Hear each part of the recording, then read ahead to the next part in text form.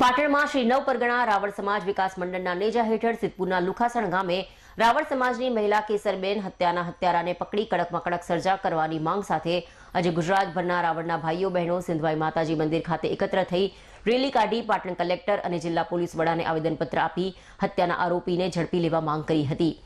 રાવળ સમાજ દ્વારા કલેક્ટરને આપવામાં આવેલ આવેદનપત્રમાં જણાવ્યું હતું કે ગત તારીખ 20/7/2024ને શનિવારના રોજ સિદ્ધપુર તાલુકાના લુખાસણ ગામે દર શનિવારે હનુમાનજી મંદિરના પ્રાંગણમાં અમારા નવપરગણા રાવળ સમાજની દીકરીના નામે સ્વર્ગસ્થ કેસરબેન વશરામભાઈ શ્રીફળ તેમજ અગરબત્તીનું વેચાણ કરી તેના પરિવારનું ગુજરાન ચલાવતા હતા, જેમને શનિવારે સાંજે તેમના દીકરાને ફોન કરી લેવા આવવા માટે ટેલિફોનિક જાણ કરેલી અને તેમનો દીકરો તેમને લેવા માટે મંદિરના પ્રાંગણમાં પહોંચે તે પહેલા કોઈ અજાણ્યા ઇસમ દ્વારા ભોગ બનનારનો મોબાઈલ ફોન સ્વિચ ઓફ કરવામાં આવ્યો અને ત્યારબાદ આ અજાણ્યા હત્યારાઓ દ્વારા ભોગ બનનારને મંદિરની બાજુની ઝાડીમાં 500 મીટર દૂર લઈ જઈ નિર્મમ હત્યા કરી તે હત્યાને આત્મહત્યામાં ખપાવવાની કોશિશ કરવામાં આવી છે।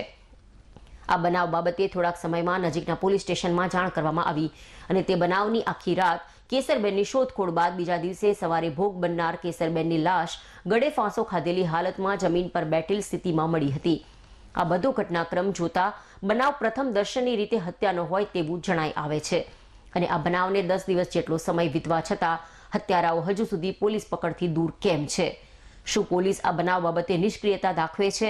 કેમ પોલીસ તપાસ ગોકળ ગતિએ કરી રહી છે? આ તમામ પ્રશ્નો ભારતીય નાગરિકો એવા નવપરગણા રાવળ સમાજના લોકોને સમજાતું નથી, જેથી નવપરગણા રાવળ સમાજની લાગણી સાથે માંગણી છે કે પોલીસ તપાસ નિષ્પક્ષપણે અને તેજ ગતિએ કરવામાં આવે અને ભોગ બનનાર નવપરગણા રાવળ સમાજની દીકરી કેસરબેનના હત્યારાને જલ્દીથી જલ્દી પકડવામાં આવે અને તેની વિરુદ્ધ હત્યાના ગુનાની FIR નોંધવામાં આવે તેમજ આરોપી નહીં પકડાય તો નવપરગણા રાવળ સમાજ બેસી નહીં રહે, પરંતુ આગામી સમયમાં ગાંધી ચિંધ્યા માર્ગે જલદ કાર્યક્રમ કરી પ્રશાસનને સતત જાગૃત કરવામાં આવશે તેમ જણાવ્યું હતું। લુખાસણ ગામે કેસરબેન રાવળનો જે હત્યાનો ગુનો બનેલ છે, જે ગુનો દાખલ કરેલ છે અને અત્યાર સુધી આ બાબતે આરોપીઓ પકડાયેલ નથી, તેના અનુસંધાને શ્રી નવપરગણા રાવળ સમાજ વિકાસ મંડળ પાલનપુર તરફથી સમગ્ર યોગી રાવળ સમાજના આગેવાનો અને સામાજિક બંધુઓ ભાઈઓ બહેનોએ આજે સૌપ્રથમ સામાજિક એક મિટિંગ કરી ત્યારબાદ પાટણ જિલ્લા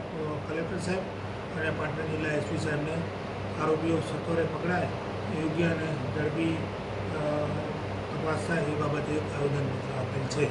પોલીસની શું કાર્યવાહી? પોલીસ આવેદનપત્ર અનુસંધાને જે કાર્યવાહી થઈ એ બાબતને એમને સમિત કરેલ છે અને ભવિષ્યમાં પણ આ બાબતે સત્વરે કાર્યવાહી થઈ ઝડપી આરોપી પકડાય એ બાબતની કાર્યવાહી ચાલુમાં છે। સમાજ દ્વારા કંઈ અલ્ટિમેટમ આપ્યું હોય? સમાજ દ્વારા 5 દિવસમાં પોલીસ આરોપીઓ પકડે એ બાબતને એમણે કહેલું છે કે 5 દિવસમાં આરોપીઓ નહીં પકડાય આગળના કાર્યક્રમો અમે આપીશું।